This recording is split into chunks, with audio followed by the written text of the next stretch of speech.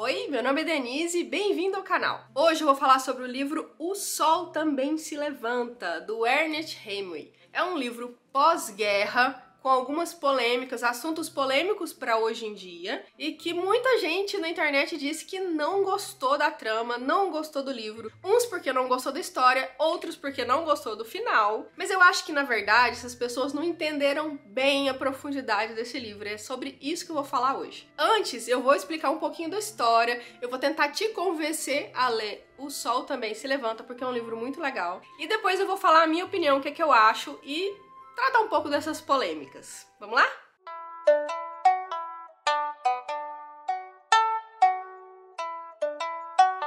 O Sol Também Se Levanta é um livro um pouco autobiográfico, porque o Hemingway tratou de um assunto que ele conhecia bem. O que é a história do livro? A história é sobre o Jake conta a história. O Jake era um jornalista americano que estava expatriado na Europa, em Paris. E o livro foi bem escrito pelo Hemingway, que também morava na Europa, que também era jornalista, e trata de como as pessoas que vieram dos Estados Unidos para a Europa pós-guerra, porque o livro foi publicado em 1926, eu acho que ele foi escrito em 1925, 24, uma coisa assim, como essas pessoas que vieram dos Estados Unidos pós-guerra e estão na Europa, viviam a vida, levavam a vida. O Jake começa narrando a história, trazendo os personagens, são seus amigos boêmios, pro livro. Ele primeiro fala do Cole, que é um ex-boxeador que quer escrever um livro que na verdade está tentando descobrir quem ele é na vida, e dos relacionamentos do Cole, e depois ele vai acrescentando os amigos na história. Por eles terem participado da guerra na adolescência, então eles estão vivendo como se fosse uma adolescência tardia, me pareceu, porque todos têm mais de 30 anos, já têm mais ou menos uma estabilidade, já têm seus empregos, mas estão como se estivessem redescobrindo como viver após esse caos da guerra. Então, ele vai trazendo os personagens, que são seus amigos, pro livro e vai contando o seu dia a dia ou noite a noite. Porque várias passagens são em bares e bebedeira e muita festa, e ele vai trazendo a personalidade de cada um. Mas ele faz isso com tanta maestria, o Hemingway, que a gente acaba se sentindo íntimo dos personagens. A gente entra na vida dos personagens e se envolve nos conflitos dele e acaba querendo dar um pitaco ali na vida de cada um. O Jake, ele vai apresentar o Cole, ele vai apresentar o Bill, ele vai apresentar o Mike, que são os principais personagens masculinos da trama, e vai apresentar a Lady Breath Ashley, que é a principal personagem feminina da trama e que eu considero um dos pontos principais da trama. Para aquela época, a Ashley era uma personagem muito independente, porque ela era uma viúva que já estava divorciada, já tinha casado pela segunda vez, estava divorciada, e estava noiva do Mike, um dos amigos do Jake. Ela era muito apaixonada pelo Jake, só que os dois não podiam ter um relacionamento, porque ele, como tinha atuado na guerra, ele tinha sofrido um acidente na guerra.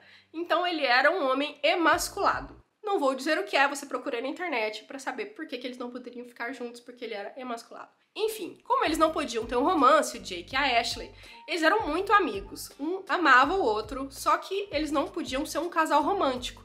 Então ela era noiva do Mike, mas ela já tinha passado ali pela turma. Ela conhecia todos, ela já tinha tido um relacionamento com vários deles. Inclusive o Cole, que era muito apaixonado por ela, vivia atrás dela como um cachorrinho. Então a gente vai vendo esses personagens, a dinâmica desses personagens nas festas, e o romance parece que não dá aquela guinada enquanto todo mundo não aparece. Aí é que começa a trama, porque eles marcam uma viagem para ver as touradas em San Sebastián, na Espanha. Vão primeiro o Jake, que é o personagem principal que narra a história, o Bill e o Cole. E atrás ficam de ir depois o Mike e a Ashley, porque os dois são noivos, os dois vão passar uma outra cidade pra ir depois. E aí eles vão primeiro pra uma pescaria, os três vão pra uma pescaria, e depois eles vão se reunir todos pra ir pra San Sebastián ver as touradas. E a parte das touradas é uma parte muito polêmica do livro, que muita gente falou que não precisava dessa parte, que era desnecessário.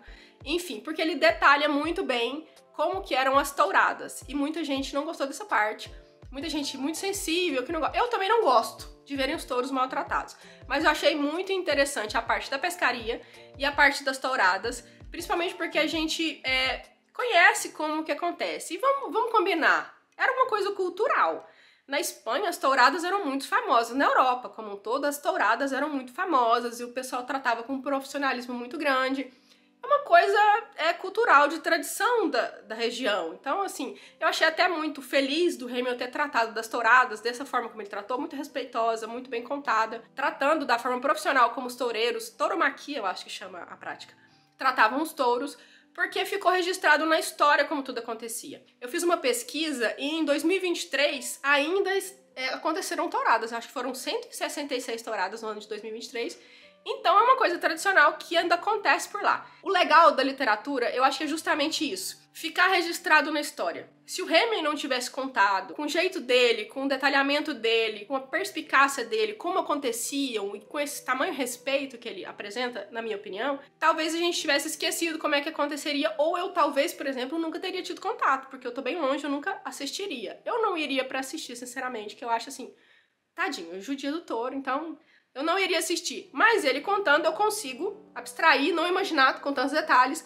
mas eu sei como funciona e eu sei do que o homem é capaz pra se divertir. Então achei que foi interessante porque eu acabei conhecendo com uma certa distância. Isso que é o legal da literatura. Você fica conhecendo um monte de coisas com o distanciamento necessário e eu achei muito legal e fiquei muito feliz pela forma que ele contou, que realmente foi uma forma muito artística, muito bonita. Segue a trama, eles participam lá dessa pescaria e depois das touradas e depois acontece o que tem que acontecer. Ah, uma parte muito importante, aparece um outro personagem masculino que é muito importante, que eu não vou dar spoiler agora, vou dar spoiler depois, que é o Pedro Romero, que é um toureiro, que é uma parte muito importante da história também. Então seria isso. Se você ficou interessado pela história, leia, é realmente muito bom. A partir de agora eu vou dar spoiler, porque eu vou falar o que acontece e eu vou falar por que eu acho que acontece e eu vou, talvez, aqui fantasiar por que chama O Sol Também Se Levanta, que eu não achei ninguém falando sobre isso ainda e eu tenho uma opinião sobre isso. Desde o começo do livro, a gente vê os personagens masculinos sendo apresentados com a alma muito quebrada. O Jake mesmo teve esse problema na guerra e ficou emasculado. O Cole, que é um ex-boxeador que não se dá muito bem com as mulheres, que é um cachorrinho da Lady Ashley, que corre atrás dela o tempo todo, e isso fica escancarado. Até tem muitas passagens em que os outros amigos comentam isso com incômodo. E então é um homem também que não tem uma personalidade muito forte, a personalidade dele é mais quebrada também. Tem o Mike, que é o noivo da Ashley, que mesmo sabendo que ela fica com todos os outros homens, ele aceita isso, então ele é um corno conformado, assim, pelos motivos dele. E também tem o Bill, que não tem lá uma personalidade muito forte, que também se encanta pela Ashley. Enfim, os homens do livro não são homens com personalidade muito forte, não são homens muito masculinos. Em contrapartida, a Lady Breath Ashley é uma mulher que tem todo o poder do mundo, ela é toda empoderada, ela fica com quem ela quer, ela é totalmente livre, ela não liga por que as pessoas vão pensar, ela bebe até cair, isso em 1926. Naquela época, isso não era uma coisa muito se pensar, não era uma coisa muito socialmente aceita. Hoje em dia até pode ser, mas naquela época vocês têm que perceber que pós-guerra, naquela época não era. E era uma personagem feminina muito forte. Se a gente for aqui fantasiar, se eu for fantasiar e considerar a vida do Hemingway, o escritor, porque é uma obra também um pouco autobiográfica, porque ele também tinha esse grupo de amigos, ele também era americano, estava na Europa, ele também era jornalista, assim como o Jake. Se a gente for aqui viajar na maionese e pensar que talvez ele teria colocado esses personagens masculinos fracos e uma personagem feminina forte, a gente pode fazer um gancho com a vida pessoal dele também, porque a mãe dele é uma mulher muito forte, muito decidida, muito autoritária, e o pai dele era um homem mais submisso, e talvez ele se sentisse um pouco assim. Mas assim, só suposições, não tô falando que seja isso, ele nunca disse que é isso, então eu estou só supondo. E ao longo do livro, isso vai sendo retratado muito forte. Não sei porque pós-guerra, os homens que participaram da guerra estavam meio psicologicamente abalados, ou as mulheres tiveram que tomar a frente e se libertarem mesmo, e ter essa liberdade, e essa liberdade de trabalhar e de levar a vida sem os homens, com menos homens, tivesse impulsionado elas para ter mais liberdade também sexual e opção de parceiros, etc, e de viver mais a vida mesmo livre. Não sei se por isso, mas eu tive essa impressão ao longo do livro. Os personagens masculinos muito fracos e essa personagem principal, que era só uma, feminina muito forte. Outra coisa que me chamou muita atenção foi essa liberdade da Ashley, mas também a futilidade dela. Porque apesar dela ter muita liberdade de fazer o que quiser, de ficar com quem quiser, por que ela não ficou com o Jake? Ela precisava muito desse contato carnal, sabe? Dessa se autoafirmar, não sei, como mulher, tendo esse relacionamento físico. Porque ela era apaixonada pelo Jake, por que não ficar com ele? E ele era apaixonado por ela, por que não lutava por esse amor? Talvez porque ele soubesse que ela não ia ficar só com ele. E talvez porque ela soubesse também que ela precisava, sei lá, agir como homem. na cabeça dela, sendo galinha e ficando com todo mundo. Não entendi também por que os dois não podiam ficar juntos. Achei que ela usou essa liberdade que ela tinha de uma forma errada, muito fútil.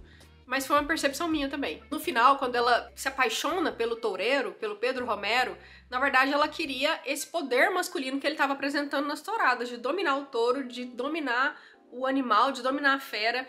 E esse poder másculo, talvez, assim, que ela queria ter pra ela. Ela não queria ele, entendeu? Como um homem que pudesse fazer as coisas por ela. Não, ela queria pra ela. Então, acho que por isso que ela se apaixonou loucamente por ele e quis ficar com ele. E depois, quando percebeu que não era bem assim, que ela não ia mandar no relacionamento, ela deu um pé na bunda dele e voltou ao status quo, onde ela fazia o que ela queria, na hora que ela queria. Mostrando bem a futilidade dela e o quanto ela estava perdida na vida, o quanto ela não sabia o que ela queria de verdade, buscando festa atrás de festa, conquista atrás de conquista e nunca encontrando ela mesma. Assim como os outros personagens também, meio perdidos nesse mundo aí e não sabendo quem eles eram. Em relação ao nome do livro, O Sol Também Se Levanta, eu não vi passagem nenhuma do livro falando sobre isso. E olha que eu prestei atenção, porque eu tava curiosa sobre esse título.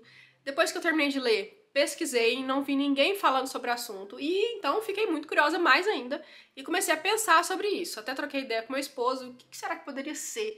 E chegamos a uma conclusão, ele me ajudou bastante, porque eu disse, pois por que o sol também se levanta? Gente, é o sol que se levanta, quem também deveria se levantar como o sol somos nós, réis mortais. E aí ele falou, mas o sol todo dia se põe, mas ele também se levanta. E eu, cara, é isso aí. E eu vou fantasiar aqui que foi por esse motivo que o Hemingway colocou o nome do livro. O sol todos os dias se põe, mas ele também se levanta. Todos os dias se põe e ele também se levanta. Assim são os homens que caem, os homens que estão tristes, os homens que passam por alguma dificuldade na vida. Eles caem, mas eles também se levantam, assim como o sol também se levanta. E pra mim ficou ótima essa explicação, vou ficar com ela mesma.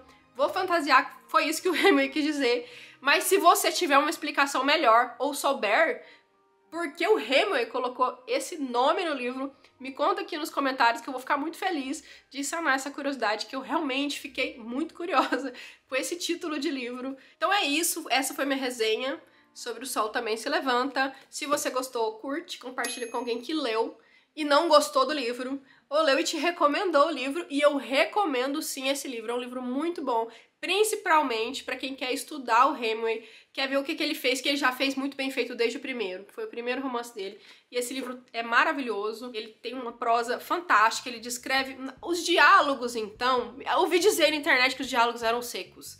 Meu Deus, gente, os diálogos reais são secos. E eu fiquei assim, mas tudo bem, cada um com a sua opinião. Na minha opinião, os diálogos são maravilhosos, são perfeitos. Você percebe muito bem quem tá falando cada coisa. Então são diálogos que realmente identificam os personagens e são diálogos necessários e são diálogos muito reais. Então eu gostei muito dos diálogos, gostei muito das descrições, gostei muito do ritmo do livro, gostei muito da forma como ele descreve os cenários e descreve os personagens. Isso é muito importante pra gente que escreve também aprender com o Hemingway, que é esse mago da escrita maravilhoso. Até agora eu gostei de tudo que ele escreveu, então fica aí essa dica de mais um livrinho dele, O Sol Também Se Levanta. O próximo livro do Hemingway que eu vou ler é Adeus às Armas. Eu já tenho ele aqui, então lerei e farei a resenha. Se você já leu, me diz aqui se é legal. E não me pode me contar, eu não ligo pra spoilers não, eu gosto de ler o livro e gosto de participar da história. Então é isso, gente. Foi um prazer dividir com vocês aqui a minha leitura. Até a próxima. Tchau, tchau.